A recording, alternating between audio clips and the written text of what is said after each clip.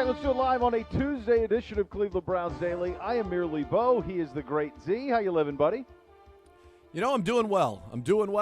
And here we are still, even though a lot of Browns fans, there's a lot of turmoil in Browns fan world right now. Is there? It feels like there's some turmoil. Look, it's still there. If you said sign me up, we host a home playoff game, and look, we've got a lot of things to do to get there, but that's still on the table. It doesn't feel like it should be on the table, but it is on the table. And so with that in mind and some of the news that happened yesterday right at 3:05, I feel a little bit better about things. We got some good news. Look. Clowney, We Harrison, got some great news. Hill, Hunt, McDowell, Wills, Mack, back. I mean, Gibby said this right before we started. Gibby said something really smart right before we started, and it's in these crazy times, I don't know what it's like for you guys, but you feel like over the last 6 weeks you've known more people that have COVID than don't. Is kind of the way it seems from my vantage point, just from a personal life standpoint. People I know, people we fraternize with. And Gibby makes a great point before he starts the show. This football team has had it.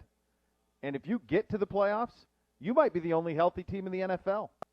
Because if you saw what happened last night, if you saw what happened to the football team on Sunday, what is happening on a weekly basis, what's happened to us the last couple of weeks, just ravaged by COVID and by positive testing and players being unable to play and to get clear testing. This league right now, it's a bit of a mess. It's a bit of a mess. It was kind of embarrassing last night. It was embarrassing what happened to the football team. I mean, that's a mess. And so I guess if you're going to have it, we had it at not the best time, but at a decent time. And if we can get in, you might be the only healthy team in the NFL. Right. You're the only team that's not susceptible to a major outbreak. And again, because we've had it. We've had it. Last night, let me just say, and I can't think of off the top of my head a worse back-to-back Sunday night, Monday night, 2-game slate I think you might be in right. history. I mean, yeah. Dreadful. Unwatchable. No Manning cast. Thank so God. Nothing. They would have been so displeased. So displeased. Right, but at least that would have been fun to watch. Now, the positive, as we take a quick detour here, the positive is this is an incredible gift that happened for me last night. So I watched the start of this game, and I quickly said, well, I don't need to see much more of this. This is a debacle. I'm not going to waste any more of my brain cells on this. So I pivoted to HBO Max, and I thought, you know what? I think I missed an episode of Curb. I missed the one from Sunday. And I thought, well, I'll watch an episode. Little did I know that not only did I miss one, I missed two. What a treat for you. So I miss From Milan to Minsk. What a drop-in. Oh, I missed that one. Amazing. And the finale. And I would just say, just from someone who consumes a fair amount of television, and I enjoy it a great deal, that I don't know that there's I think it's as impressive achievement as there is in television, that over 2 decades, he has done this show seemingly, now he has no rules or parameters, so he can do it whenever he wants, he can write whatever he wants, he does anything he wants very clearly in the show. No one is stopping him doing anything, nor should they. But the fact that for 2 decades he has done this show, and it's been consistently entertaining and hilarious and thought-provoking for 20 years, is a remarkable achievement. And I would put it up there with the fact that he's done this twice, that he did it with Seinfeld, with Jerry Seinfeld, and then he's done this, is a stunning accomplishment. And the last 2 episodes were just spectacular. I mean, there were moments in the finale where Miss K and I were both crying with laughter. There were some of the best lines, just lines of all time. None of which I think we can relate on the show. Sample the Wares is the only thing that you could. It's just. That's it. You could just say that without context. But oh my goodness. So yes, please, everybody. We need a little smile. We've got a long way to go till Monday. We've got to pace ourselves. So take a little break for yourself. Give yourself some laughter, some cheer. Yeah. And watch the Curb finale is great. And if you haven't watched the whole season, just sit down. You've got a treat ahead of you. 10 episodes are roughly around, we'll call it 35 minutes, so 350 minutes. You've got, 5 and almost 6 hours of just greatness. It really was. That was a real treat. Oh, and my it saved God. me because, to your point, as we get the train back on the tracks, to your point, you can't give your time to this NFL on a Sunday and Monday night. You can't do it. I mean, that was an abomination. Both games were just brutal. And their games and their NFL logos, but it reminds you of, like, the old days with – you remember the strike-shortened season? What was it, 83? I mean, I was a little kid. wee You read lad. about it. I don't remember watching it, but I remember reading about it, the scabs and all of that. And I think that was the year a kicker won MVP. I want to say there was a kicker for the Redskins that won MVP in that year. I think that could be right. I don't know. But the point is the football was bad, and the football we're seeing right now largely is bad. The teams that are healthy are thriving. There aren't that many, and the teams that aren't, you get the product you got the last couple of nights, which is it's bad. It's bad ball. 1982, Mark Mosley, kicker for the Redskins. Very good. Gosh, very close. Good. Followed by I knew it was Theismann, Marino, Marcus Allen, Lawrence Taylor, John Elway, Boomer Esiason, Montana.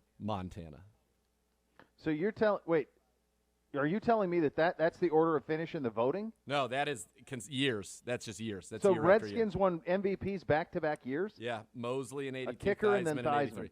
But I'm going to give you the voting right here for the year that the kicker won it. Mosley beat Dan Fouts out. Those members, a strike-shortened season. Yeah. He received 41% of the share, did Mosley. Fouts 39%. And in 9 games, Fouts 2,800 yards, so it's over 300 games, 17 touchdowns, 11 picks. Marcus Allen has a pretty compelling case. He had 1,100 total yards and 14 touchdowns in 9 games. He got 7%. Jeez, that's a hell of a year. Theismann, 2,000 yards, 13 touchdowns, 9 picks, came in 4th. And Danny White came in 5th with 2,000 yards, 16 touchdowns, and 12 picks.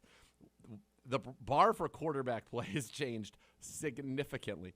By the way, Aaron Rodgers, I saw this stat on, which is, I think, one of the most absurd stats that you'll come across in the, really maybe just period in football. And it's about his touchdown to interception rate, like the touchdown to interception ratios recently. So okay. Let me pull this up from Bukowski here. Let's see if I can pull it up. Anyway, the point is, it's like Cousins and Dak Prescott, and they're all, like 3-1, 4-1. That's the best that, people have done recently. And then Rodgers is number 1 at 16.4 to 1. He's 16.4 lately. It's like the last touchdown to interception. Yeah, like the last 5 games or something like that. Well, did you see this? Well, you didn't because you were actually there at the game. But for the rest of us watching on television, when he passes Brett Favre for the touchdown, they put their 2 Packers records up, touchdown records. Who has the most touchdowns. So what was it, like 426 or some number? It was in the 400s was the total touchdowns that Rodgers needed to pass Favre, right? So the interceptions, Favre was like 298 interceptions to his 400 and some touchdowns. Rodgers was like 90 interceptions. Jeez. To his 400 touchdowns. It's really a stunning thing that he's doing. But I thought that was funny to put in the context of him versus everybody else. He's going to win the MVP. Yes. For a second consecutive year. Yes, he is. He's going to win an MVP. They've won 13 games now. They're the only team in the NFL to win 13 games 3 straight years. Here it is. You have something? Yeah, it's the last 15 weeks. So 5th is Dak Prescott, 2.9 to 1. 4th, Brady, 3.7 to 1. Wentz, 3rd, 3.8 to 1. Kirk Cousins, 2nd, 4.0 to 1. By the way, all of these other than Carson Wentz are in the NFC. And then Aaron Rodgers, this is over the last 15 weeks, 16.5 to 1. I mean, that is called. That has to be an NFC stat, though, right? Because where would. He's not on there. No, Wentz is in there. Wentz is an AFC. Oh, yeah, that's true. I'm just saying 4 of the top 5 are NFC, but that's all quarterbacks since in the last 15 weeks. This season. Well, I mean, I was just looking at this because I wanted to get the stats right on that. So, so he's in his career in Green Bay, 445 touchdowns, 93 interceptions. Man. For his career.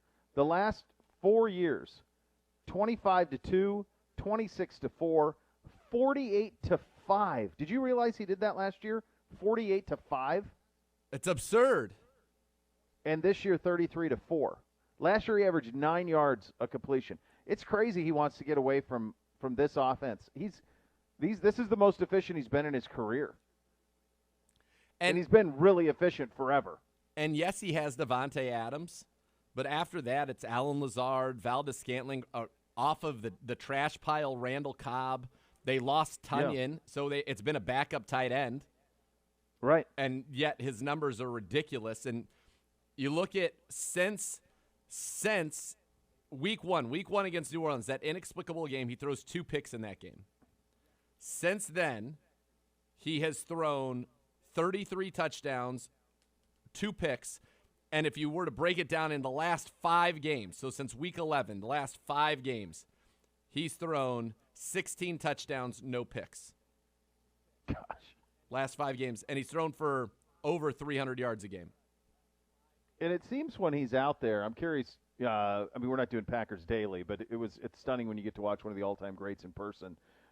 When you watched on Saturday, on television, it looks like he just walks out with the answers to the test, and we were good defensively against him. We gave the biggest test anybody's given him in a while. We held him to some 3-and-outs and stuff, but he's so calm with everything. It feels like he knows where it's going, and it's just a matter of how accurate can he be and how closely can he be aligned with his receivers. Other than that, it's a completion. It's nuts. How about this fact? Rodgers, for his career, you gave those career numbers, right? 445 and a touchdown, 93 picks. He is the only player in NFL history with more than 300 passing touchdowns and under 100 interceptions. Only one. Now, he's got 7 picks to go. He's probably going to hit it at some point, right? Yeah. But there are only a couple other players with even 200 passing touchdowns and under 100 interceptions. Like, what he's doing is without precedent. Yeah. It's one of those things with him where I think, because the Super Bowls don't come, I don't know if he's going to be able to be, I don't know if he'll be mentioned the same, but he probably should be. It's probably more of an indictment of the lack of talent that the organization has put around him than anything else. Because, I mean, statistically, it's crazy. If you were to say you had one quarterback for this season, right now, today, to win you a game, your first, right, because of who he is, Brady probably goes 1, but Rodgers goes 2. Yeah, I mean, it would be those 2. Those would be the 2. And Mahomes is, right Mahomes there. would be the next guy, yeah, right.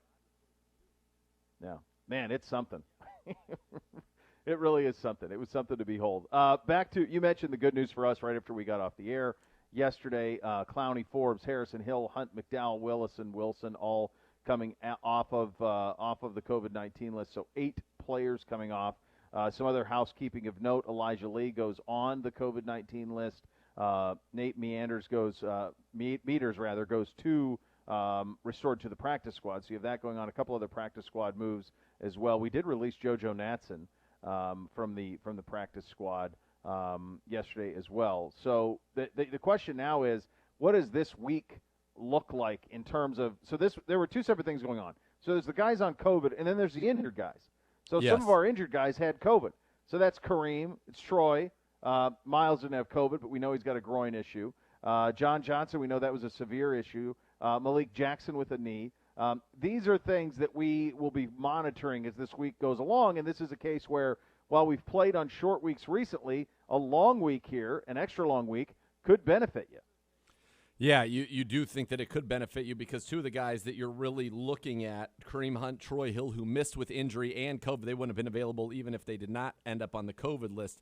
Will they be back? Is this enough time for John Johnson to get back? And it gives you a little bit extra time for Myles Garrett to heal up. And so that's, I think, more than anything, that's what you're hoping for. That's what you need.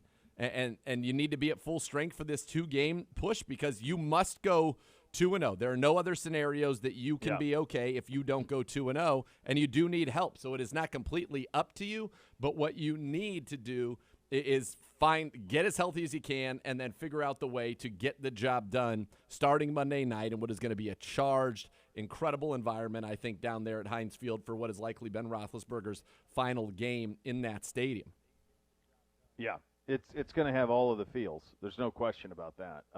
And there'd be few things sweeter than sending him out with a loss in his final game at Heinz Field. That would certainly be pretty good. One last thing I just popped into my head from Curb. Tracy Ullman crushed Irma.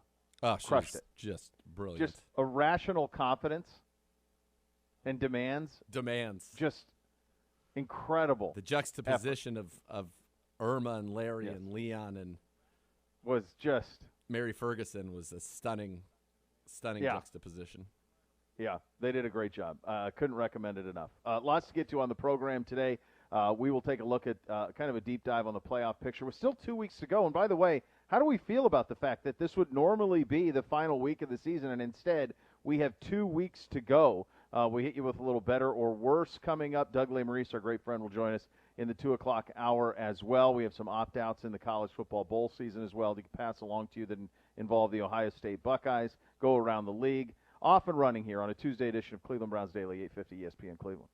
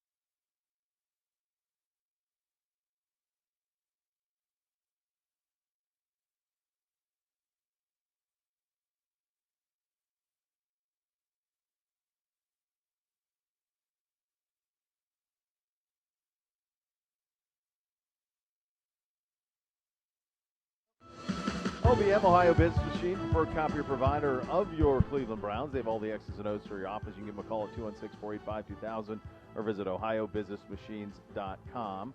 We'll hear from Joel Bitonio at the podium here momentarily, who's doing a dang good job at left tackle. What do you make of 18 weeks? How do you feel about this? How's your body clock feel about this? Because it feels to me like, my God, 2 more, huh? I'm fine with it, and I like the way that they did it so that these games at the end are all big games. You know, you think about in our division, you've got Rams, Ravens, you've got Chiefs, Bengals, and then us, and then in the last week it's us, Bengals, Ravens, Steelers. Like, I like that. I think that's pretty cool. Yeah, I think that's cool. And this year, it just so happens that there is so much still going on in the league, so much still to go, and that the Browns, who sit right now as the 12th seed, aren't far away from being the 4 seed. Like, that's what's so bonkers Read about the it. last line in the show prep from the enormous P. Gibby. I mean, that's the whole thing. Right. Kansas City is the only team that has clinched anything in the AFC, and they clinched the AFC West. Yep. We've played 15 games. We have one team that's clinched. It's unreal. And Tennessee, in the AFC. The fact that Tennessee, oh, he's back. Oh, the Luminary, he's back. A Big L Luminary's on the rise. We had a serious, what I would call a hindrance of a Luminary, where he was, back pain can be debilitating, and he not in a good way. But Senior Swag is now moving with a little bit of a bounce in his step. With the He's grace looking and good aplomb again. that Yes. we're accustomed to. Yes, it was not that last week. So that's no. Folks, look, just when you think you're down, you're go. right back. Let's go. That's a sign. That's a sign. Was there a swacket? Was a swacket The swag involved? is back. It did look like a swacket. I was more, honestly, I was less looking at his wardrobe and more looking at his being, his person, and his ability to traverse the orange live path. in a world. Yeah, you can't live in a world where Senior Swag doesn't have a little skip in his step. I mean, that's not a world I want. I don't want that. He needs to float through life. Yeah. In all of his glory. Of course. I don't need him in any way hindered. We can't live that way. No. This AFC. So we talked about this a little bit with Joe yesterday, and I wanted to kind of circle back to it with you today. So if you would have started the year and said, I mean, somewhere here I have, because at that time we were remote too, I have like my picks for the AFC in the playoffs. And I'm pretty sure that other than us, who we definitely would have had in at this point, Kansas City, Buffalo, Tennessee, these would have been the teams that you would have considered. Baltimore would have been in that mix for sure. These would have been the teams you would have considered. Yeah, right. We all had in the AFC KC, Cleveland, Tennessee, Buffalo. So it's possible Tennessee's leaking oil, but it's possible that we hit all 4 of those. Now, in the NFC, you have a chance to go 4 for 4 there, which is incredible. You had the Rams, as did Gibbe. All of us had Green Bay. All of us had Tampa Bay. Gibbe and I both. But this is, again, based on Fitzmagic. No Fitzmagic. We can't overstate the loss, or Chase Young for the second half of the season, what the loss of that to the football team. But you correctly. You guys went football team? You correctly had Dallas. And I had Dallas. So you could go 8 for 8 on those, which is very exciting. Very exciting. I guess my point is. Football team? Yeah, we all had Seattle making the playoffs wrong. That is garbage. Sad. Not what good. Was I doing picking Not Washington? good. Yeah, Did we really I would think say Dallas was going to be that? We all had New England in as a wild yeah, card. I did. I was high on Dallas. Yeah, I the just thought division's offensively trashy. I mean, the division's crap, and I thought and the division's actually been better. Philly's been decent.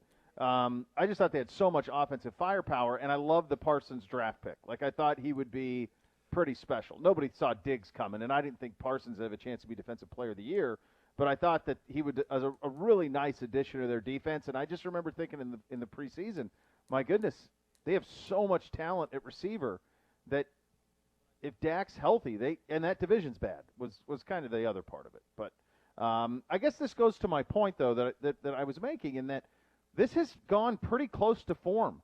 The only thing that hasn't gone the way you thought is Cincinnati is in the North right now instead of us. Yep. But we have 2 weeks to sort that out, and we beat Cincinnati head-to-head already. In the NFC, while you guys picked Washington, you probably thought Dallas was going to be pretty good too, we both had them as wild cards. Okay, so you're real close. So you're all really close. I missed Arizona. And Green Bay, the Rams, and Tampa Bay. I mean, this is This is kind of, I think we probably all had Seattle in over Arizona. But you had Arizona as a wild card, so kudos. You had all 4 in the West, NFC West going in. And then the team that we missed. Oh, okay. The team so I had Seattle in over Philly. You had Seattle, yep. Your so I have wild a cards potential were to go like 6 and 7 in the NFC, 6 out of 7. My wild cards were Rams, Seattle, Dallas. Your wild cards were Niners, Arizona, Seattle, and Gibbe's were Dallas, Seattle, Arizona. So you have a chance. Okay. You have a chance in the AFC. If Cleveland makes it, we both could end up with 6 in the AFC. We both all of us had New England as a wild card. That feels pretty safe. Gibbe and I had the Chargers as wild cards, which is tenuous right now after they lost to the Texans. That should have been there. Gibbe had Baltimore as a wild card. You and I had Pittsburgh as wild cards. You also had Indy, though, which looks real good if you're asking me. Yeah, that does. You do feel pretty good about that. Yeah. So you got a real chance here. And I guess this goes to the overarching theme, in that while this has been a year that, as I said yesterday, like 5 of the last 6 weeks, a double-digit dog has not only won, but won by double digits. We called it on the happened, show. Right. I said there's no no like way. 5 out of 6 weeks. Yeah. Like this has happened, where not only you cover, but you actually win by more than the margin you were an underdog by. Yep. In a year that is this chaotic, largely it's gone the way we've thought by record.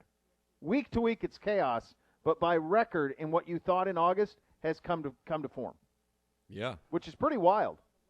Yeah, by the way, not to toot our own horns, but really heating up of late here. That week off, the week off from the scores really helped us. We came back really rejuvenated. It's actually 2 really winning weeks strong. in a row. Oh, yeah, you're on a tremendous Thriving. heater. You're just really thriving. By the way, that Miami-New Orleans game, was that the easiest? I've never seen Vegas hand out free money like that before. That was the easiest game to predict the outcome relative to the spread, I think, in maybe in NFL history. I felt, and you picked it quickly, and then I almost second-guessed it because it was so obvious. Like it was too obvious to me. Yeah. You know? And it was almost almost too much. Like I just didn't understand it. I didn't understand a scenario where that would be any like that. Like it should have been 13 at a minimum. Of course. 10. And, no way it's anything less than 10 with Ian Book and everything else they didn't have. It was ridiculous. Well, they have Absolutely 2 picks, ridiculous. 8 sacks, a defensive touchdown. I mean, it was just. Hey, let me ask you something. Yeah. As a man who's been an ardent, not only a man who has made this part of your career, but an ardent fan of fantasy football. Yeah. You've never seen anything like this. No, and in fact, championship semifinal and I don't even know. This is craziness. All right, so so first of all, thank God in the league this is the same league that this is true in, but going into last night, we were up 50. If I was up 30 going against the defense, normally that's a 100% lock, 100%. I knew they ended up scoring 30-something in our league, which is just absurd. We won because we were up 50. Yeah. But in that league, it's a 2-quarterback league. This is the people that I was without, whether it be injury, COVID, whatever. So Lamar Jackson, Dalvin Cook, Christian McCaffrey, who I acquired in a late season trade, Robert Woods, who's out for the year, Elijah Moore, who was balling, out for the year, TJ Hawkinson, out for the year. I mean, that's a full team. That's a full starting lineup whole squad, right there. That's a whole team. Not to mention various backups that you lost throughout time, or the fact that we drafted Michael Thomas. He never even played a snap this year, which I don't believe anybody had him missing the entire season. Nobody had that. It's just nuts. And you think about, somebody who had Alvin Kamara. Alvin Kamara had no chance last night because of Ian Book. And it just, the things that are coming, like Justin Jackson won people fantasy leagues. For sure, got people into the finals. In fact, that was he knocked the Miz out. Miz very sad about it. I bet he was. Very sad. Justin Jackson puts up a 30 spot out of nowhere. Do you know who the leading rusher in the NFL in the month of December is? I couldn't even begin to guess. I have no idea. Okay, well, Jonathan Taylor is second. There's one player in the league who has more rushing yards in the month of December than Jonathan Taylor. And his name is Sony Michel. Sony Michel. I knew he'd been good. I didn't realize. My son has him on his team. He's in How the about final. that innocuous trade? Yeah. Wow. You got Amon-Ra St. Brown catching 8,000 balls a game now and becoming a star. I mean, fantasy this year is, can you field a team? I thought we were done for sure. Like I just told you, I read off. Oh, we also lost Godwin. Sorry, Godwin. No Godwin. He's out for the year too. He's done. So that is Nothing a to see there. quarterback, 2 elite running backs, 3 really good receivers, and a guy who was supposed to be a good tight end. All gone. But All gone. It's not just us. It's been a bonkers year. Bonkers. It really has.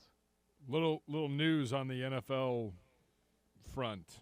Carson Wentz, Go ahead. unvaccinated to the COVID list. Yep. Sam Ellinger is your quarterback for Indy's playoff hopes. By the way, He'll be okay. Ellinger will be fine. shout out to my boy Cleve TA, who on Twitter noted that for some reason, the line in that game dropped precipitously, and he said either Wentz or Taylor have to be going on the COVID list. Who do they have this week? Let's see. I'm trying to pull up the NFL schedules right now. Stand by. It's got to be a divisional game, right? I Mm, mean, if it's for it's I not don't know if they- necessarily. Houston or Jacksonville, for No, their 'cause sake. It is. Let's see. The Raiders at home. That's a big game. That's a That's really a big really game. big game. Indy should be okay even with a loss, 9-7. I mean, they're up to 9 wins now. Then they go to Jacksonville in week Yeah, but you have 18. so many people bunched in right there, You got to win Right, this but one. I mean, and that's a Raiders Yeah, head-to-head that would they put would them lose. tied. put them tied. That would put them tied. They have a little bit of wiggle room. I think Jonathan Taylor. You don't need much out of Sammy Ellinger. You don't need much. No. So the schedule this week for the teams in the hunt in the AFC, you've got Buffalo's at home for your favorite team, the Falcons. Kansas City at the Bengals. Tennessee hosts Miami. Miami did something. This stat is awesome. This is one of my favorite things that came out of last night's game. They are now the saw this. only team in NFL history to have a 7-game losing streak and a 7-game winning streak in the same season. crazy. That'll never happen again. Never. Vegas, Indy, huge implications. New England gets the Jags at home. They will get themselves right. The Ravens have the Rams at home. Denver, who is, I think, out of it at this point, although they're still mathematically alive, gets the Chargers in L.A. in a game the Chargers must win. And that's it for the Didn't AFC. And Denver then already us in beat them, Pittsburgh. too, in Us Denver? in Pittsburgh. I believe that's correct. And then us in Pittsburgh. They did, yes. So the AFC's slate is pretty crazy. And then in the NFC, you think about the teams that are still kind of fighting and hanging around that still have some intrigue. You've got Philly plays Washington. We mentioned the Rams play the Ravens. The Niners get Houston at home. This is a big one for a falling Cardinals team at Dallas. Ooh. And then is New Orleans still in it? Yeah, they're still in it. They are. Carolina at New Sort of. Orleans. Yeah, 7 and 8. And then this is a monstrous one for the Vikings, which probably means their season is goodnight, Irene. Minnesota at Green Bay. Oh, jeez. Yeah, they're not winning at Green Bay. Although they beat them didn't they beat them in the Yes, didn't that's they beat 'em in that's the Minnesota? last time. That's Is the last time they lost. 34-31. Yeah, overtime, wasn't it? That's right. Yeah. Yeah, I mean, I think what you're looking at in the NFC, I mean, that's Arizona, even at 10-5, no one can track that down. Minnesota and Atlanta can't get to 10. So why is Arizona not clinched? Arizona has clinched. Oh, okay. If you look Oh, at my there it is additional down there. notes, Yep. my There it copious is. notes. Additional notes. 5 of the There it is. 7 are in. Additional But notes. Arizona could Okay. fall Yeah. to the 7 seed, They I could guess, fall theoretically. down, sure. No, not that far, because they have the 10 wins. I don't think they can get below where they are. I guess Frisco and Philly could tie them, and then they could go to 7. Right. If If those there's two the teams win out, then they tiebreakers. could go to 7. Right. Any scenario where Philly or San Francisco, and honestly, I don't know, you may like that. I don't know if you'd want to play Tampa Bay. San Francisco plays at the Rams in Week 18, and Arizona hosts Seattle. So Arizona, I think you can. I'd pencil them in, but you might even be able to pen them into that 5 seed. Feels like they're not, And not Philly quite goes- Sharpie, but getting close. Philly goes football team, and then home for Dallas in Week 18. That'll and be then a, that's just a that'll be matter a of- contender for Sunday night to get flexed, That's or the gonna be Saturday. that'll be your games Sunday that nighter. matter. I think if we Is there Sunday night Week 18? Week 18. There's one. It is not on the schedule yet. It never is. They decide. They Okay. announce it the Monday. So during our game could have implications of us moving. to a Sunday night. Yeah, I would. If that's in play, if Philly wins and they're in, that's Sunday Night Football. Because you can't beat the Cowboys from a rating standpoint. But the Cowboys have nothing at stake. If it's Browns-Bengals still for a the star on AFC a North helmet. and one gets in. Yeah, and one does not, I think Yeah. the Browns-Bengals would get it. I think that's in play. Everything happens. If Maybe. not, we go to Yeah. 4:30. Yeah, we'll definitely be one of those two windows if it plays out that way. The other thing that would happen, the other thing would be Baltimore and Pittsburgh, depending on what happened over the next 2 weeks. And in talking this morning to a couple people about that, like they would want both of those games going at the same time now. They don't want one playing before the other. Right. So that's an English Premier League model. That's a soccer model where they all play at the same time so nobody knows. Right. Like last World Cup does this. Last game of the World Cup in the group play so that nobody knows, so everybody has to give their best effort. Yeah, they would want to do that. So if there's any scenario where, the 4 AFC North teams are all still kind of in it, then they'll play them all at the same time in either the 4 o'clock or the 1 o'clock window. They would, and that makes me feel even more strongly that it'll be Dallas-Philly on Sunday But night. that wouldn't if everything happens that needs to happen for our game to be for the AFC North title, then I don't know that there aren't stakes in that for the division for the Raiders and for the Ravens and the Steelers. There aren't any stakes at all. Well, we're okay if we're still okay, right? If the Ravens lose, or if the Ravens lose, they're still in it. If the Pittsburgh that's done. If the Ravens lose this week, they would. I mean, they'd be at 8-8. So it would depend on everything else that happened, but it would not be likely that they would be in the playoffs. Like, I don't even know that game would even have wild card implications. No. It would because if the Ravens win Sunday, they're 9-7. If they win. I'm saying if everything happens for our game to matter, which is Ravens lose to the Rams, Chiefs beat the Bengals, and we beat the Steelers, I don't think that there's anything at stake for the Ravens and Steelers, depending on a bunch of other factors, that they're not playing for anything. We would be playing solely for something. Our game with the Bengals. Yeah, Baltimore would. You're right. They wouldn't be playing for the division. They would be playing for some sort maybe to get in the wild card with needing 7th wild card. 100 different things to happen. Yeah, needing Miami to lose and so forth. So that's look. It's going to be fun. It's going to be a fun last couple of weeks. It'll be made a whole lot more fun if we win and take care of our business and the other things fall our way. If a car, truck, or motorcycle accident caused your injury, call the injury lawyers at 1-800-ELK Ohio for a free case review. Elk and Elk's a proud partner of your Cleveland Browns. You're listening to Cleveland Browns Daily on 850 ESPN Cleveland.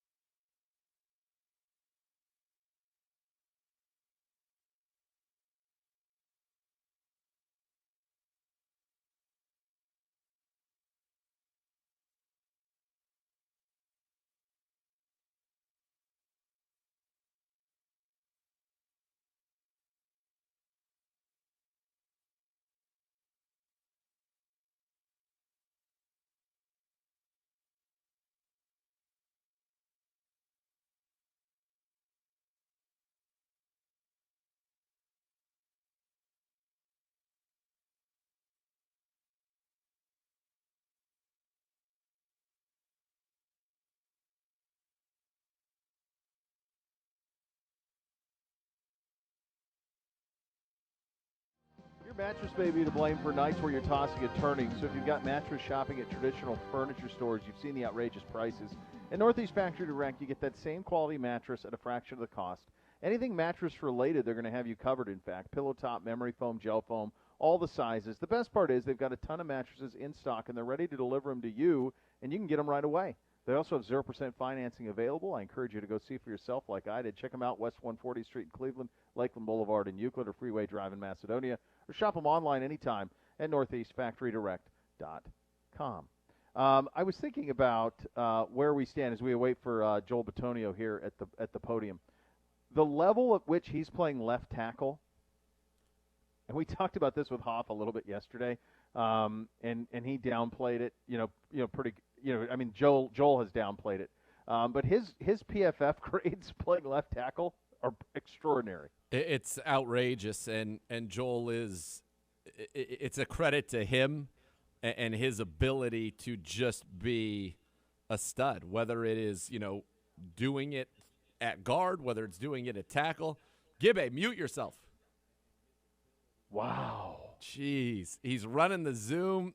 Demerit. Wow. Mark it, dude. Wow. Mark it, dude. Mark it 0. Where are we at in the demerit little competition? You're running away with it. I am not. You're running away with it. No, you had another one while Beau was gone last week. I did. So you've got at least add 2 to the tally. At least. You had one yesterday, right? I self-reported. I did?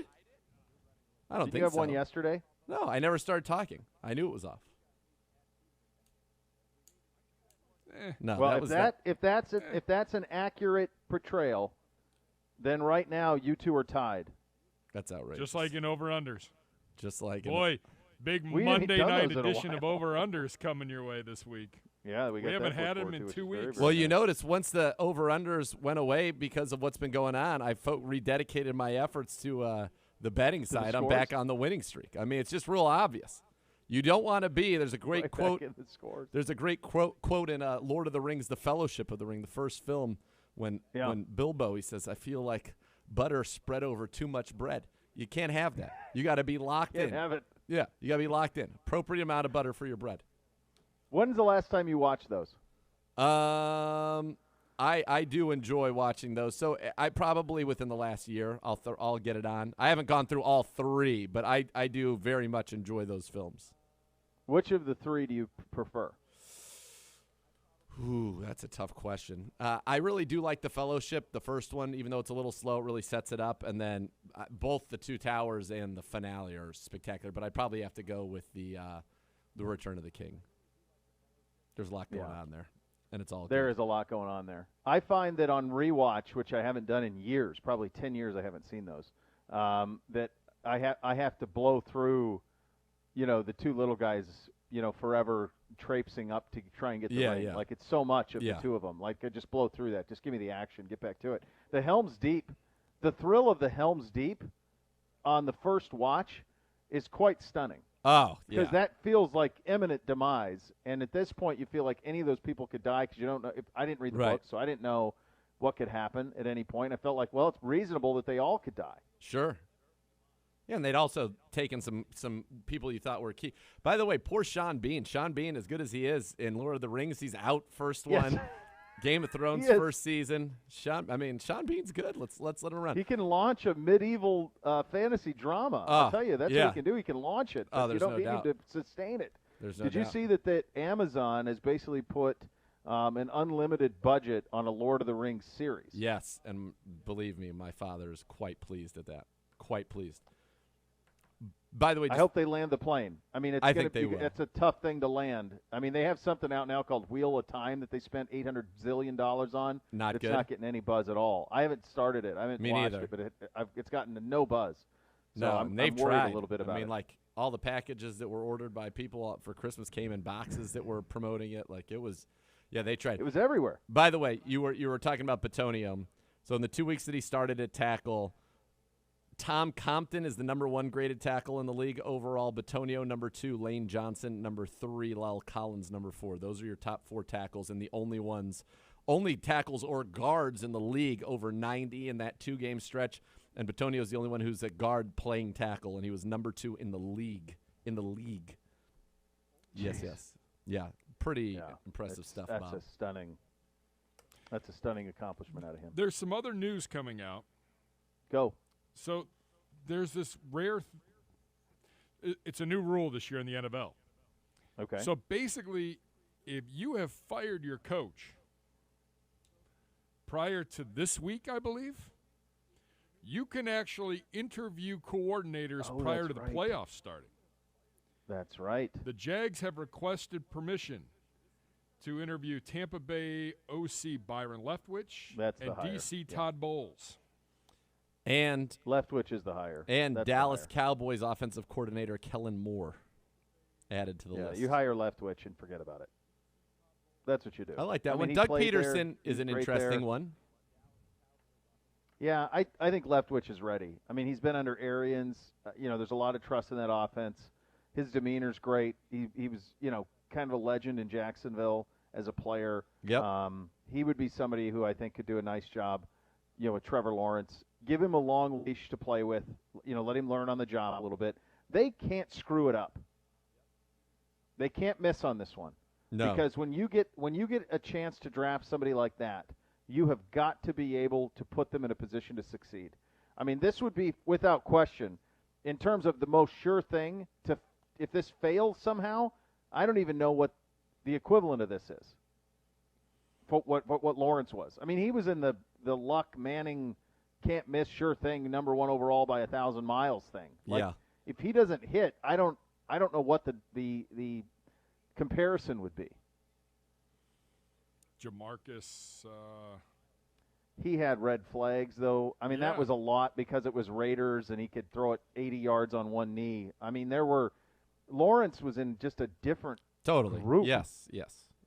Lawrence was in that rarefied air. By the way, who was Peyton Manning or Leaf? Leaf, but Leaf had red flags too. Yeah. I mean, anybody who dared to look at it would find them. Yeah. Jameis was somebody from a player standpoint, but obviously the red flags were well known with Jameis. But from a player standpoint, a lot of people compared him to Luck. That he had that type of feel to him. But the off-field stuff was real, and frankly, the propensity for throwing interceptions was real because he did that at Florida State too. From a sure thing standpoint, though, he was kind of there with Manning and Luck. Right. Lawrence was. Yeah. And he was basically a perfect prospect in most people's eyes. So there was no debate about who was going first. I mean, it was just that's what it was from day one. By the way, just in light of the Colts news, which if you're just joining us, Carson Wentz has been placed on the COVID list. They are in the midst of a big playoff push, and they have the Raiders now. So think about the Raiders. They faced Nick Mullins, Drew Lock, and now Sam Ehlinger 3 weeks in a row in must-win situations for them. They have not faced a starting quarterback in any of those games, that's right. Which is an incredible streak of luck for them, and they've won 2 in a row because prior to that they were 1-5 when they were playing starting quarterbacks. Some fun things, have been suggested. Number one, due to COVID, the NFL should waive the trade deadline and let teams make trades. Like the Colts could say, we need a quarterback for this game and offer somebody something for a quarterback, which I think would be amazing. Yeah. And number two, Sheil Kapadia says, before the first snap, so the Colts don't announce any moves at all this week, and then before the first snap, they set up like a Jumbotron, and they do a Royal Rumble countdown, and then they play somebody's music in Titantron, whether it's Phillip Rivers or maybe Andrew Luck comes back and runs out. Like, that would be the greatest. To want to see who would come out and play quarterback for them. It would be incredible. Who do you think of those two is most game ready? Rivers. Joel is up. Rivers. Yeah, probably true. Do we have Joel Bitonio at the podium? We do. I believe we do. Let's listen to Mr. Bitonio. Doing great. You guys are down. Appreciate you joining us. Take the time to speak with our media. We'll start with questions, and it'll be from Tom Withers. Is he the only one in here right now? Oh, and Dan. There we go. There's all my friends. I have friends, Joel. Hey, Rob, thanks. And Joel, thanks for the time. How would you describe these past 2 weeks? They've been different for sure. I think going back to last year, we got a little bit used to the COVID stuff, but with how contagious this kind of strand is and how asymptomatic a lot of guys are, it's been a little bit different. A lot of guys miss games when they feel like they could play, and you're moving around people on the offensive line, and quarterbacks are flying in the day of the game to play in a game. It was a little different. the unfortunate part is we were 2 points away in both of them, and we made enough mistakes in the game where you can look back and be like, man, we should have had those. But that's kind of this league. Every game comes down to the end, really, and to be a good team, you got to find a way to win those close ones. With all of that said, Joel, and all those obstacles, do you feel fortunate that it is really still in front of you and that there is a feasible scenario to get to the playoffs and do what you want to do? Yeah, we need some help, and that's unfortunate. You always want to control your own destiny. So we definitely need some help. And I think, we're playing Monday night, so we'll have an idea of, what kind of happens this weekend. But the most important thing is for us to get a win against Pittsburgh. Like they're right there in it. The whole division is kind of right there. And, I think that's the most important thing is obviously we need help and we appreciate the help, but we got to handle our business. And that's really the main thing.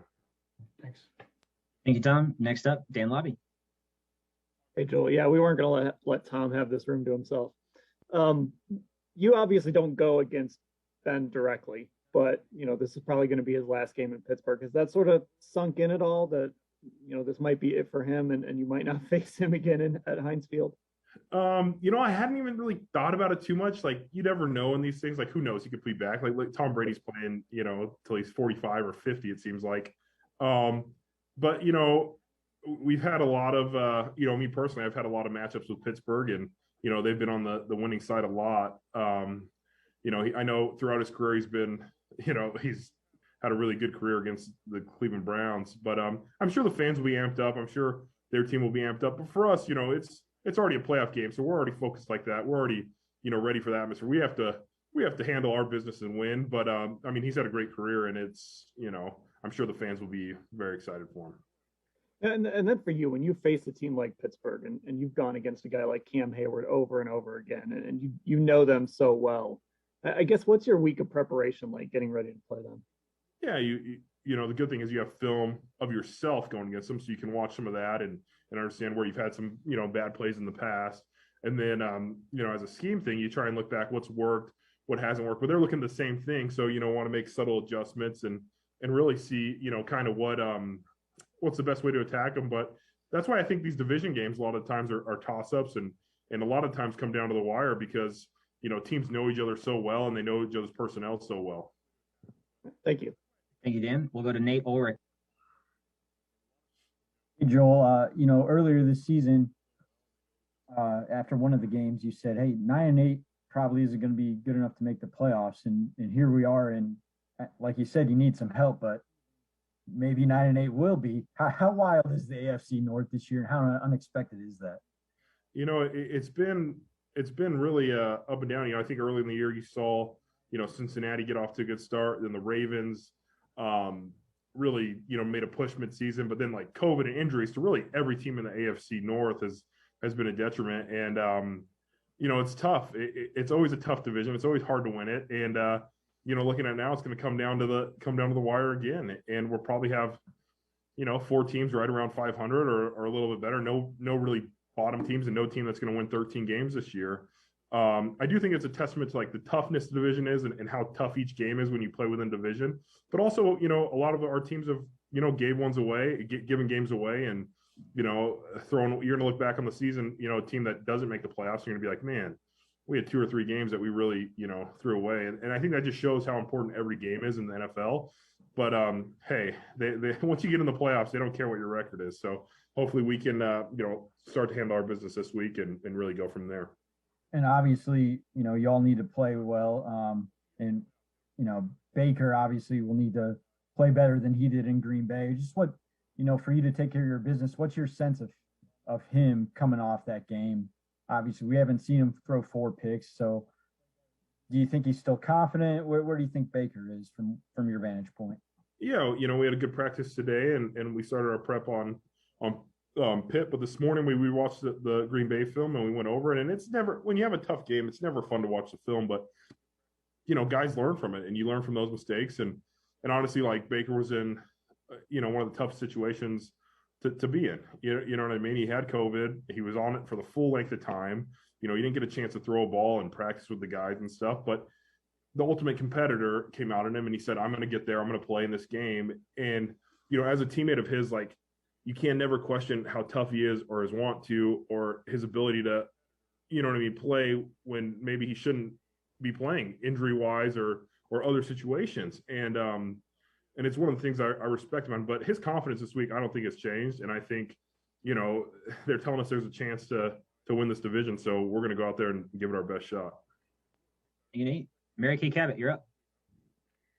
Yeah, Joel, can you just talk a little bit about how well your defense has been playing? And now you guys are getting Jadeveon and Malik and Ronnie and some of those guys back, maybe even a couple more. And, you know, how does that contribute to your guys' belief that you can get this done? Yeah, it's been really impressive. You know, honestly, the guys that have stepped up for him, and they really haven't lost a beat, you know. We were really shorthanded, you know, in the defensive backfield a few weeks ago. The D-line has been shorthanded in linebacker. I mean, everybody has. But these guys have come out and played, and I think they're buying into the scheme, and they're you know, playing off each other, and they understand, like with Miles and JD up front and those guys rushing the pass, like the ball's coming out quick, so the DBs are kind of adjusting to that. The linebackers are playing well. They're stopping the run. It's been impressive. You know, they've you know, really kept us in a lot of these games when we've kind of struggled on offense, and it's one of those things where if they can keep a team, you know, scoring a limited amount of points, then that makes it easier for the offense to function. But like, hopefully we went through our COVID outbreak a little bit earlier, and now we can kind of bring everybody back, and everybody gets healthy, gets a few days off, their body's rejuvenated, and you know, get ready for this home stretch. And just a quick follow-up on that, to see Miles going out there and playing hurt the way that he is, what kind of an inspiration is that to you guys? Oh, it's awesome. You know, he's, in my opinion, you know, the best pass rusher in the league, and so to have him out there, you know, even if he's not at full strength, like the defense is going to game plan for that. They're going to send two guys his way. They're going to chip him. They're going to leave other guys one-on-one. And, you know, for Miles, like, he understands, like, you know, he's the heartbeat of our defense, and he's one of, you know, the leaders of our team. And for him to go out there and play, even if he's not 100%, like you see that with guys like Miles, guys like Baker, you know, guys like JC, when he's out there, like, these guys are going to fight for their team and for the Cleveland Browns. And, you know, it's something that you want to see in your leaders. Thank you. Thank you, Mary Kay. We'll go to Daryl Ryder. Hey, Joel, I'm just curious, how challenging was it for you to kick out to left tackle, and how thrilled are you to get back to guard with Jed coming back? Yeah, you know, the first game I didn't really have a chance to think about it, so I just kind of went out there and did my thing. You know, tried to do as well as I could. And this week I had a little bit more time to think about it in practice. And there was a kind of a new wrinkle this week, like at guard, like you go with a silent count, and like you can see the ball, so it's like not that demanding. But then when you get into Lambeau Field on Christmas Day, and you're like, oh man, I got to really pay attention to the silent count and get off on the ball. Like there was a few things where I was like, man, I wish I had practiced this a few more times. But I told him, like, I'm going to go out there and fight. I'm going to do my best. I'm going to, you know, try and put myself in good position. And the real thing is, like, you're out there, and I'm so used to doing things at guard, like be in the huddle, on the bench, things that you don't even think of, that, you know, you just think so much more at tackle. And like, there's plays that get called in the game where it's like, all right, I haven't really got a rep on this. What does the tackle do on this play? Where at guard, everything's kind of just like, I pretty much know every scenario that you can work through. So those were the things that were like it was more like, it kind of reminded me of my rookie year when you're just like out there and just playing, because you don't know the game as well at that position. So I felt like that a few times, but you know, I was just going to fight and really try and, you know, try and battle for my guys out there and see what I could do. But I am happy Jed's back. You know what I mean? He's you know, he got back at practice today, and he was moving around pretty good. So it's going to be good to be back inside at guard. Hopefully we can get, you know, our line and our offense, you know, as healthy as possible. And I know you said you're just kind of focused on your own business going into this game and what many believe to be Ben's last at Heinz Field. But I ask this because you're the longest tenure Brown. And unfortunately, with the exception of last year, you left that stadium and many a game against him not feeling, you know, too good. He just always seemed to have the Browns number. So for you personally, how do you not go into this thing with a little extra thinking, man, it'd be great to send him out in his home finale with a loss, considering how much pain he's inflicted upon me in my career? Right. I mean, it's always good to get a win. I mean, I you know, like you said, like, I haven't been part of many over there. But for us, it's like, this is the playoffs. Like, we have to win this game. So, you know, from a a macro standpoint, like it's already as important as possible for us. And if we can win and, that happens afterwards for it, like it's going to be a little cherry on top. But right now, like it's a playoff game for us. So we have to go out there and really focus on us and executing our best, strategy. But that'll be something afterwards we can talk about and think about. But, for us, it's really a playoff game. We got to go 1-0 this week. Appreciate you. Thanks. Thank you, Daryl. We're going to take two more. Tony Grossi, Nate Orb. Tony. Yeah, Joel, when the offense has a game like it did in Green Bay, and then also a game like it did in Baltimore, failing to take advantage of 4 interceptions, how does that strain relations with that side of the ball? And do you do anything during the week as the senior member of the team and the offense to kind of ease that whatever tension may have arisen? Yeah, honestly, like I haven't personally felt any tension, between the defense and the offense. Our defense has played well, especially those last few weeks, and we appreciate that. But there's no tension, like, that might be something in years past, but the guys are focused on winning and taking care of their business. And obviously, we want to capitalize when we get the ball and really, try and play complementary football, but it's not something that's tearing our team down. Like really, we haven't even had to talk about it. It's something that's obviously something you want to play better at. If you get 4 interceptions, you want to win the game, and you obviously don't want to turn the ball over on offense. But there's no separating the locker room. Like I think guys are in a good headspace, and we're in a good position as a team. All right, and you probably didn't know it at the time, but during the game, John Johnson tweeted after the second interception, "Run the damn ball." What does that mean to you if a member of the defense is so frustrated at what's going on the offensive side? Yeah, I didn't even know about that until you just said that. But I mean, he's watching the game. He's kind of turned into a fan. He's an emotional guy, and I don't think it matters, honestly. Like, like he could feel that way, and obviously, like there are certain things that people say and people do, and that's the great thing about social media. Everybody has a voice. Everybody has an opinion. It's anybody can say anything, and he's a teammate of ours, and we respect him, and he's he's a leader for our defense and stuff like that. But in the moment, he probably wanted us to run the ball, just like every fan does when you throw a pick or something like that. It's just it's part of it. But we have all the faith in Bake and Coach Stefanski. Like it hasn't been there's been too many games that have been decided by one touchdown that we haven't won, but we still have a chance at this thing, and I still have all the faith in the world in our offense. Okay, thank you, man. Thank you, Tony. We'll close the session with Nate Ulrich. Hey, Joel, I get what you're saying about, hey, we got to take care of our business and everything against Pittsburgh, but you did allude to it earlier, like Sunday is a big day for you guys too.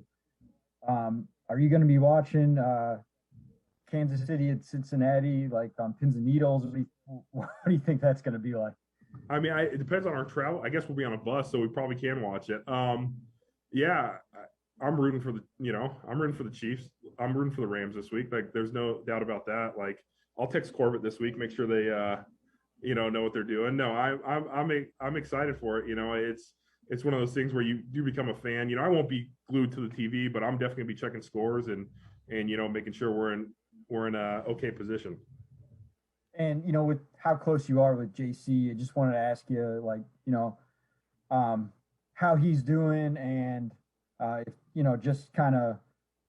Obviously, he tweeted out what he did that, he felt was important for other players to know, if you're feeling symptomatic, get tested. How are you viewing JC's situation, and how's he doing? Yeah, it was, he's doing fine physically, I think. He had obviously some minor symptoms, but I think he's now waiting to, check back into the team. But, the NFL is one of those, tough guy leagues where it's like before COVID, like, unless you couldn't walk or couldn't do anything, like you try and play in the game, sickness, you try and play in the game. And so I think JC was just reiterating, like, it's your right to get tested if you feel right. And it's your right as a human being to not spread COVID throughout the locker room as well. And he has a family at home. He has a child that's, not vaccinated yet because she's too young, and he's trying to protect them as well. And I know he was disappointed to miss the game. I know he had a heck of a snap streak going, and the guys played through a lot of injuries, a lot of injuries, honestly, worse than than what he did with COVID. But we still don't know the lasting, effects of COVID and things of that nature.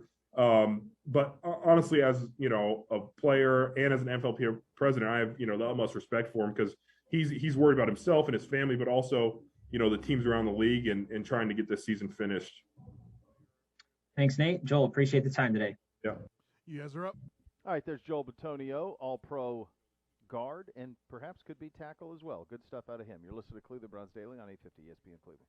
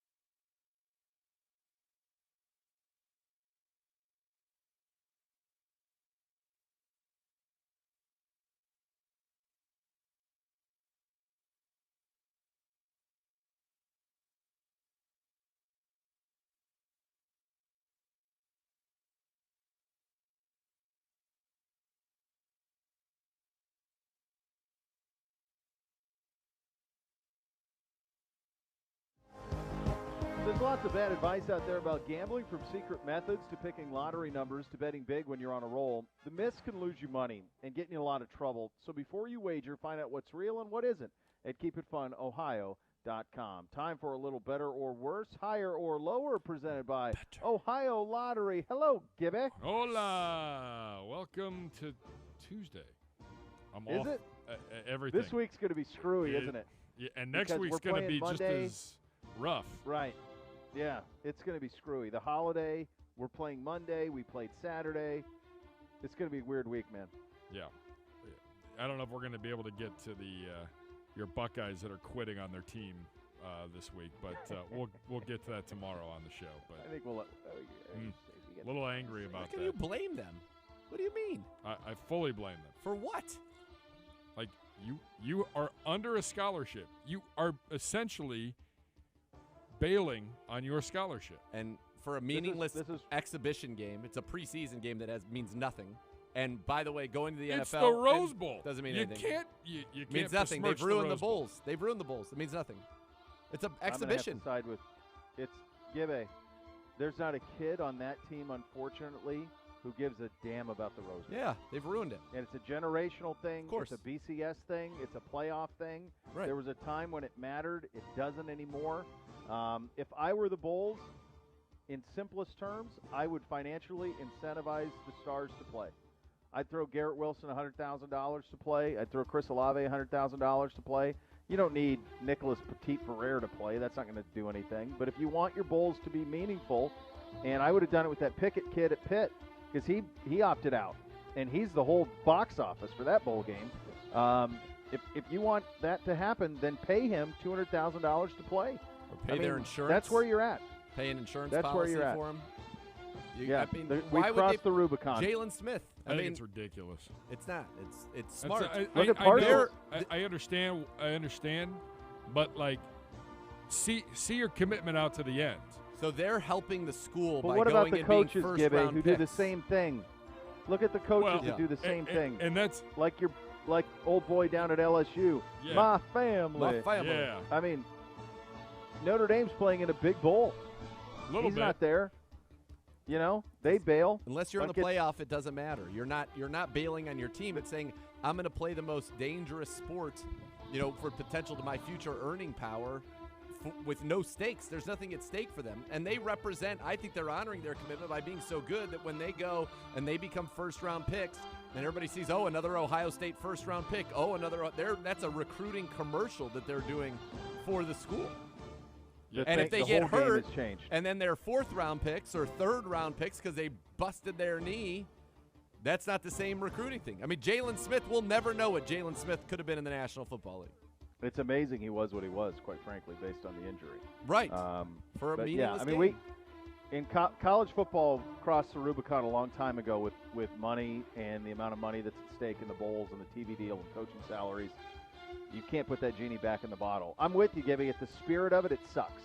It sucks. Because the 96 Rose Bowl, a lot of people look back on that Arizona State, Jake Plummer, Ohio State Rose Bowl as one of the most fun games anybody saw.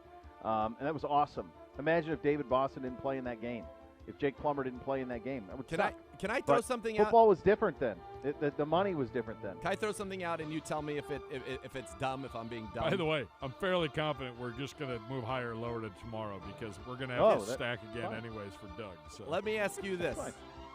Is this even feasible? They get so much time off from their, conference championships.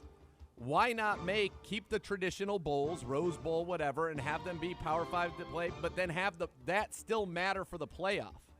So, you don't set the Final Four until after these bowls happen, so that then these bowls still matter. You still have to go to the Rose Bowl and win. The Bulls would love that. If you want to play in the playoff. Why not? What they worry about with that is when does the season end? Now you're pushing when there's into a champion crowned. 3 weeks into January. You're gonna have to back up the schedule on everything. You have to back up the combine. You have to back up. Now the draft has already been backed off. You'd have to back that stuff off a little bit because the Rose Bowl will not. That'll never happen. The Rose Bowl will never move off of January 1. Okay. They won't. Play it the next week. They play back-to-back games. They play it games in a week all the time. Yeah, you could do something where you play in the bowls and then you decide the Final Four from there, and then play 2 more weeks. Play 2 more weeks. That's you're now into the middle of January, and that's something that none of them want to do. They don't want to get that far into it. They'd have to change their calendar. I'm not saying it doesn't make sense. Sure. I'm just telling you their response to it. And what's more likely is you go to a 12-team playoff. The first 4 teams get byes. Everybody else plays the first round. The 8 teams play a round at home sites. Teams 4 through 12 play at home sites. And then you're down to 8. And then those 8 teams start their playoff at the bowl bowls. sites. Yep. In the bowls. So that's the more likely path forward. I actually think your scenario, I prefer it, because then all of the bowls have integrity, as crazy as that statement is. All of the bowls have some semblance of integrity, and you're able to play a traditional bowl. I could tell you that the difference between covering a Rose Bowl pre-BCS, pre-playoff, and post, night and day doesn't do it justice. I'm sure. But I would. When you cover a game like the one Ohio State's going to play in on Saturday, when it's for nothing, the only people there are people from Ohio and Utah. Yep. That's it. There's not a single national presence there. When that game used to matter, every outlet sent somebody that game. Everybody. Sure. And I would It just doesn't have it. I would also say that now that we're in the name, image, likeness period, a player playing in a bowl game of consequence that still matters, could a great performance in that could be worth a lot of money to them. That's why I said for those guys that's why I would do that with that Cody Pickett, or the Pickett kid from Pitt. Like, pay him $300,000 to play in the bowl game. Of course. It's beneficial to the bowl that he plays in it. And the bowl's got money everywhere. Instead of greasing all the university presidents, instead of greasing sponsors, instead of greasing everybody when they come around, I mean, those guys in the Fiesta Bowl with the yellow coats, they're handing out greenbacks, buddy. That's how the operation works. The orange coat guys, that's how it works. Like, that's the business. Just shift that money to Pickett so that he can play. It just sucks because then the 2 games that you would want to watch are on New Year's Eve. Oh, they blew So that boy. That doesn't make it any better. Like, no, if all these bowl games don't mean squat, how come the 2 that matter are played on New Year's Eve? Because they didn't want to compete with the NFL. I mean, they didn't want to get into Saturday. Yeah. No, it's awful. They should be January 1. They should be January 1. Those 2 games should be January 1. Yep. That's what our calendar says. No matter what day that falls on, if it falls on a Sunday, then go against the NFL, whatever. But that game's got to be January 1. You got to play those 2 games January 1. Deal with it every once in a while, once every 7 years when it goes against the NFL. But it's got to be January 1. I mean, that's something that has to be done. Honestly, I will say this. From the Ohio State perspective, I'm actually more excited for the game with the opt-outs than without, because I'm curious to see the freshman and sophomore wide receivers, who are all 5-star kids. I'm curious to see, like, Marvin Harrison Jr. play. I mean, they've raved about him. I can't wait to see him play. And otherwise, I mean, I know who Garrett Wilson is. Frankly, I hope he's in orange and brown next year. And it's very possible that he will be for who his name shall not be mentioned for this year's draft. That might be who he is. Oh, he's got that kind of We're potential. taking early nominations. There's no doubt he's got that kind of potential. He's got that type of juice. So, I know what he is, but I'm excited to see these young kids play. I mean, they got 4 or 5-star receivers that didn't play this year. So I'm excited to see what they look like with Stroud. I think that's exciting. But this is where college football is at this point. Speaking of college football, does a great job on the college football front, does a great job on the Browns front as well. He's our good friend Doug LeMaurice. He will join us coming up next. Tomorrow we will get to better or worse, higher or lower. We'll have a little bit of fun with that tomorrow as we were Gibby, you actually derailed your own segment. Yeah, it's true. I'm pretty proud of it. Opened up a whole nother window for us tomorrow. You did.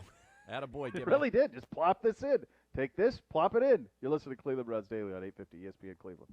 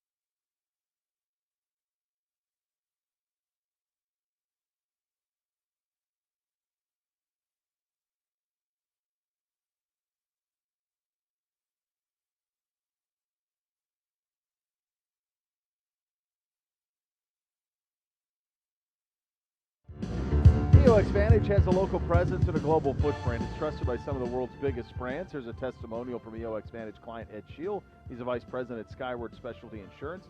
The tools we've designed with EOX Vantage are real business changers that open the door for us to all sorts of valuable opportunities and efficiencies. They help our team members stay on the same page while collaborating remotely, make it easy to communicate with customers, cut way down on manual data entry and the associated input errors, and cut hours off processes and response times. Operationally, it is a brand new ball game for us, and it can be for you too. I encourage you to learn more about EOX Vantage by visiting www.eoxvantage.com or call 216-298-1616. Before we get into the Browns with our next guest, we're just having the conversation about the Buckeyes and the opting out and what is happening at the Rose Bowl, and this man offers great perspective on that as well. So he is Doug Lesmerises. He's a great friend of the program. He writes at Cleveland.com, one of the best in the business, simply put. And let's start there, Doug. I was making the point, Nathan and I kind of making the point, that this is where we are in college football. We've been here for a while.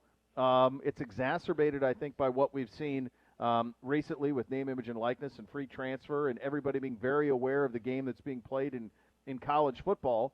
And so I expect this. I expected what happened with all the Buckeyes opting out, and I also understand it completely. And honestly, it gives me a little more juice for the game to see the young receivers play. Where do you sit on it? Yeah, bowl season has always been both the end of this season and the start of the next season.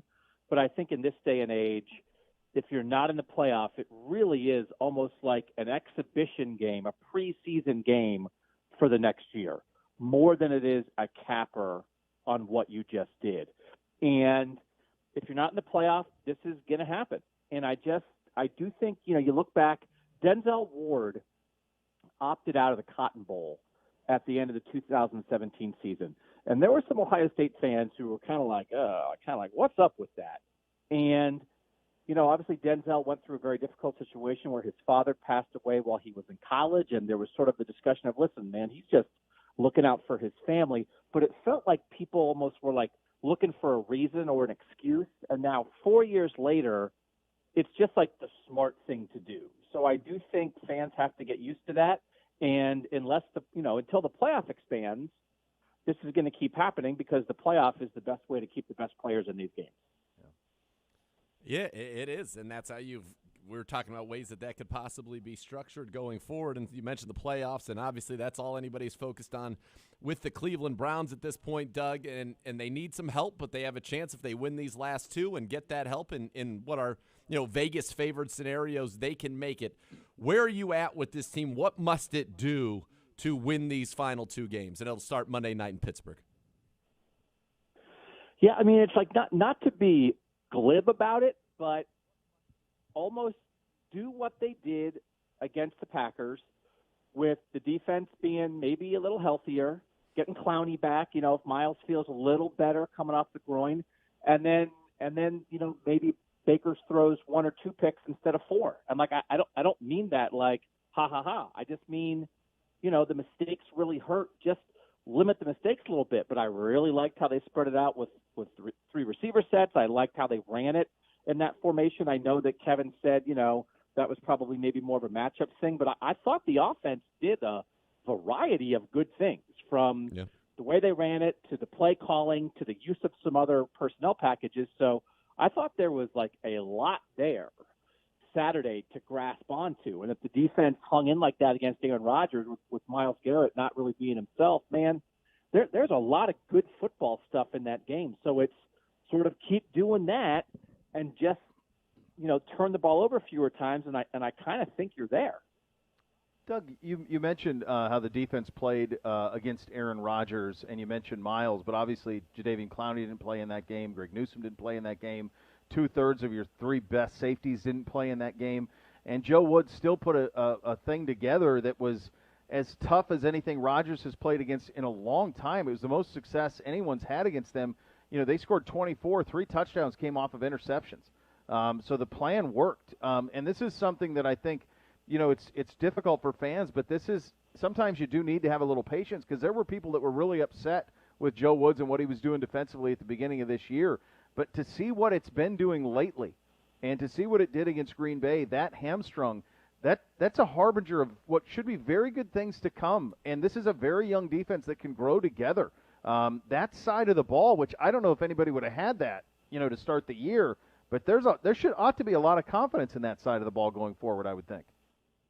No, we've had a lot of discussions on our Orange and Brown Talk podcast about things like, if the Browns are trying to win a game late, which side of the ball would you rather have on the field, the offense or the defense? And there was a time where that was a discussion, but I think clearly it's the defense that you have the most faith in to sort of go win you a game. And it's like to hold Green Bay to that 24, the Devontae Adams drop late, that certainly helped, but also, the Browns got burned on a blitz where they wind up with Richard LeCount covering Devontae Adams one-on-one, and that's not going to work. And, they bounced back from that. So I do think Joe Woods has found a good mix of how he wants to attack. And we sort of all expected it. Hey, there's a bunch of new guys that might take a little time, but then you're still antsy. It's like, all right, well, they rebuilt the defense with 9 new starters, but come on already. But this is what we thought. And I do think that the defense is playing at a playoff level. And as you said, there's no reason that next season, it's only going to get better because guys like JOK and Greg Newsome are only going to get better, and John Johnson III and Myles Garrett and guys like that are still going to be at their peak. One guy who we got back, we found out yesterday just after 3 o'clock, is Jadeveon Clowney. And while he doesn't have necessarily the sack numbers, Doug, I think he has been instrumental in our defensive success, and getting him back for these final 2 games, in my opinion, is big. What do you think of Clowney's performance this year, and is he somebody that you would like to see stay here beyond this short-term deal? So I do think it's one of those, there are players who you appreciate most in their absence. And I think that's obvious, but sometimes it really is revealing. And Clowney's a guy we all talk about, oh, man, he certainly can get after the passer, but it's really about Clowney in the run game. And, man, he as an edge guy, he stops the run as well as anybody out there. And then he's not out there, and other teams are successfully running the ball, and you're like, man, they could use Clowney right now. And so I thought that showed up a little bit the last couple games where you really thought that he would have made a difference in that particular part of the game, and he pairs so well with Myles Garrett. And, it's sort of one of those, like, you've got him in the building, man. Like, he sort of knows what this is about now. I thought him at that price on a 1-year deal was exceptional, but I think you can extend to keep him. And then to me, that allows you, now you don't have to draft another edge guy. Now you don't have to go searching to fill that hole because the answer is right here. So I wasn't sure, would that make sense of the long-term thing? But I think when you saw where they were without him, I just think the 3-man edge rotation with McKinley and Clowney and Myles has worked really well this year, and I certainly would be interested in the Browns running that back.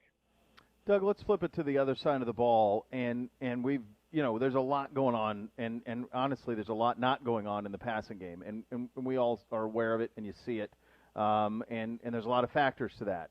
There's factors with Baker's injuries, and we know his toughness and playing through that. There's factors at receiver. Where this receiving core is not the one that you thought it was going to be, right, when the season started. So there's factors there.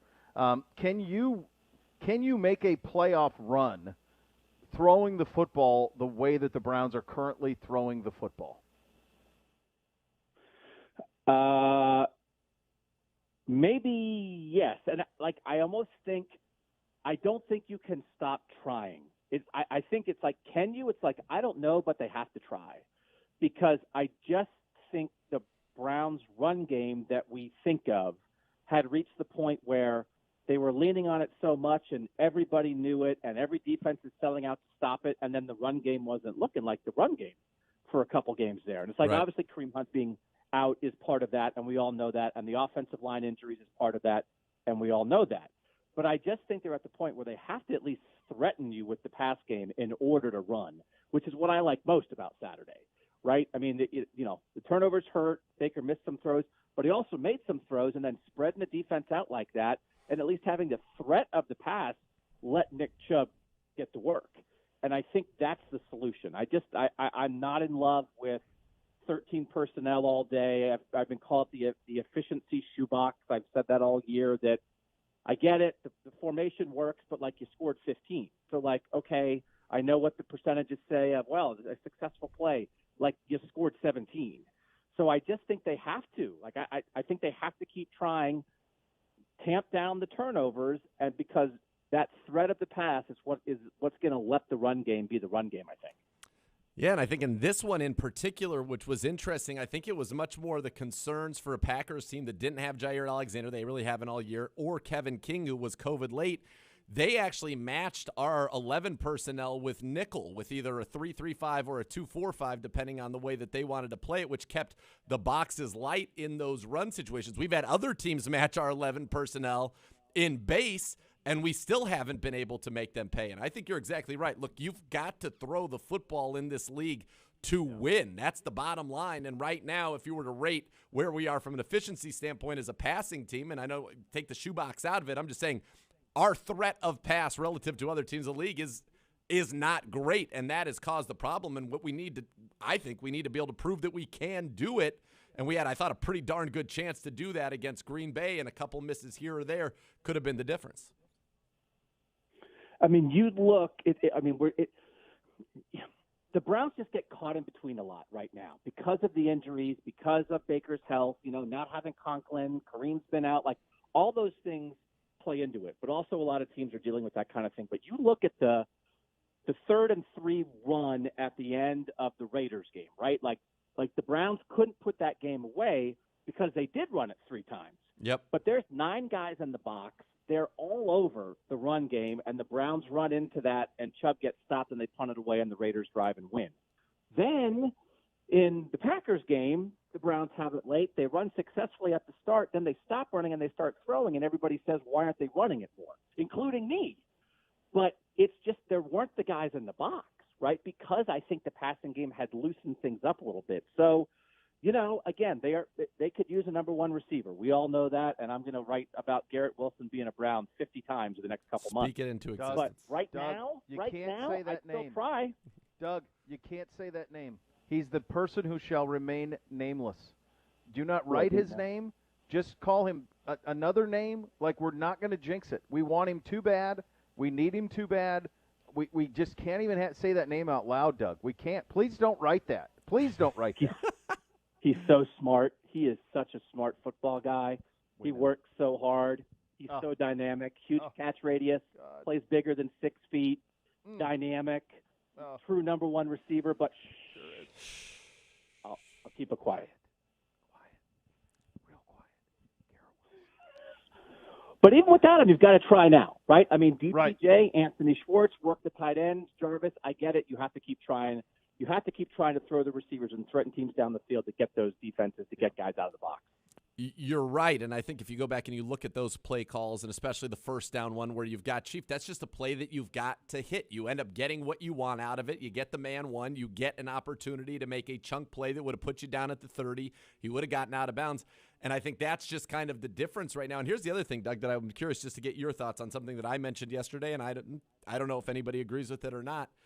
If we are going to do what we want to do this season. And let's say at the beginning of the season, look, we were a team that felt like we had real Super Bowl aspirations. And I would say that our defense is playing at a Super Bowl level. And so to get there, you need to have your quarterback. You need Baker Mayfield to have that success in one of those moments, I think. And I thought giving him an opportunity there probably was smart, because if you don't have that, or the belief that it takes because you've seen the ball go through the net, you're not going to make a Super Bowl run. Right now, for the Cleveland Browns to win a Super Bowl, you've got to go 6-0. It starts with going 1-0 against Pittsburgh, getting some help. But I'm saying to win that, you're going to have to win 6 straight games. That's not going to come from just being able to run the football. No, I agree with that. I also maybe thought at the end of that game you could just run it until you're in field goal range and then take a couple more shots. But as you said, I mean, the play design was there. He had a couple different options. Njoku as the first read was there. It was there for the taking, and they just missed. So again, it is just this season. Oh my goodness! It's just caught in between. It's to be at your best and to make a run, you've got to have your quarterback make plays. But also maybe can you just run the ball to get through the day and try to survive and squeak out a win? That's not a bad idea either. But there's the future and the present. There's the ultimate goals and the game right in front of you. There's what Baker is right now with his shoulder and everything else and what you want him to be. And there's the idea that if you don't pass, the bottom line to me is you can't run. If nobody respects the pass, you're not going to be able to run. So you have to throw enough to be a threat, and then maybe hope the run game can put it away. Lots of Buckeye fans listen to this to this show on a regular basis. Obviously, a lot of cross-pollination between Buckeyes and Browns. Check out Doug's book, The Road to Ohio State, Incredible Twists and Probable Turns Along the Buckeye Recruiting Trail. It is a fantastic read. I couldn't recommend it more highly, and so go pick that up. He's one of the best in the business on all fronts. Doug, thanks for your time, pal. Great to be on, guys. Thanks a lot. All right, our great friend Doug Lesmerises, Cleveland.com, covers both the Browns and the Bucks at a very, very high level. So much more to come. You're listening to Cleveland Browns Daily on 850 ESPN Cleveland.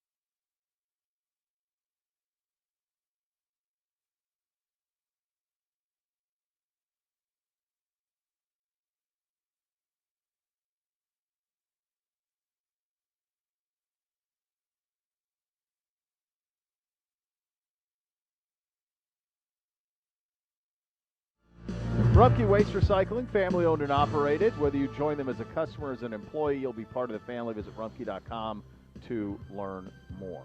I got to give a shout out to my man DeCarlo from Garfield Heights. So we had a basketball game there 2 weeks ago. We played at like 9 and 10 in the morning, and then had to bounce to CVCA to play a game at 11. And I left my jacket at Garfield Heights, and they always do a great job putting on the youth hoops. And so somehow contacted people, got in touch with Sonny, who said, well, he's running it, he's there, give him a call. So I texted him and I said, hey, man, if you see it, let me know. He goes, you know what? Nobody reported. Haven't heard anything. Calls me back like 2 hours later. I got the jacket. Wow. I go, you got to be kidding me. So it was right around the holidays. We were going out of town and then Christmas. And I said, well, I know we'll be playing there, after the holidays at some point. Just hold on to it. Yesterday, he returned the jacket. Wow. What a job. What a job. Most people wouldn't even look. What a human. 1 minute. You love to hear that kind of stuff, that type of positivity in this holiday season. Most people wouldn't even have looked for it. No, they've been like, nope, no, it's not there. Don't see it. Great job out of you, DeCarlo. Good job out of you. They always do a great job at Garfield. That's the Brad Mellon Pursuit of Perfection Award right there. That's it. There right it is. There it is. Goes to DeCarlo. It's a good job out of him. All right. We're back. We're back tomorrow. This is going to be a weird week, right, guys? Weird week. Very odd. All the way to We're Monday, back. Coming off a Saturday. We're back tomorrow, though. Yes. That we do know. First that Friday. We do know. We are back tomorrow. We know that the next level is coming up next. We anticipate you'll enjoy that as much as you enjoyed us. Have a great afternoon, everybody. Thanks for listening. Cleveland Browns Daily, 850 ESPN Cleveland.